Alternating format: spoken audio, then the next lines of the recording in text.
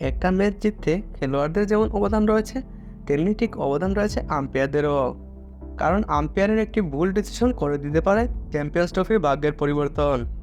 আর সেই কথা মাথায় রেখেই মেগা ফাইনালের ম্যাচ অফিসিয়ালদের তালিকা প্রকাশ করেছে ইন্টারন্যাশনাল ক্রিকেট কাউন্সিল আইসিসি। আইসিসির মতে ফাইনাল ম্যাচে অনফিল্ড আম্পায়ারের দায়িত্ব পালন করবেন ইংল্যান্ডের রিচার্ড ইলিংউথ এবং অস্ট্রেলিয়ার পল রাইফেল। টানা তৃতীয় আইসিসি টুর্নামেন্টের ফাইনালে থাকছেন ইলিংউথ।